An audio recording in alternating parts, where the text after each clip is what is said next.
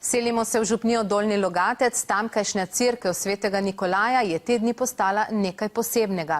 V njej hranijo relikvijo priljubljenega papeža Janeza Pavla II., ki ga je katoliška cerkev lani razglasila za svetnika. Gre za krin, ki je bila papežu odvzeta med zdravniškim pregledom, zdaj pa jo nekdanji papežev tajnik podarja župnijam.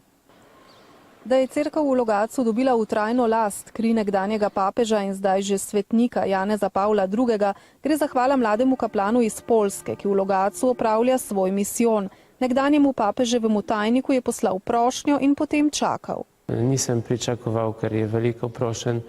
Naša župnija tudi ni tako pomembna v svetu, ampak 3 mesece sem čakal in sem dobil potem odgovor, da bomo dobili. Jaz sem bil navdušen, ker tudi meni veliko pomeni ta papež, ki je, kot že bilo rečeno, zavetnik družin, danes je družina v krizi in vidim, da ljudje kar prihajajo.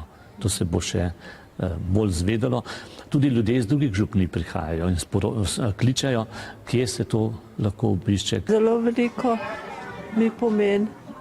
Tudi tale papež mi je bil dragocen. Če imamo z našega srede človeka, čisto sigurno, da je nekaj vredno. Včasih je veljalo, da mora imeti vsak oltar v cerkvi neko relikvijo. Takole so jih ugradili v marmor. Zdaj to ne velja več, zato so tudi relikvije izgubile tolikšno moč, kot so jo nekdaj imele. Ljudje vse povsod so imeli to večjo vero. Danes imamo težavo nasplošno, kar se tiče vere, ni samo v svetnike, ampak tudi predvsem v Boga.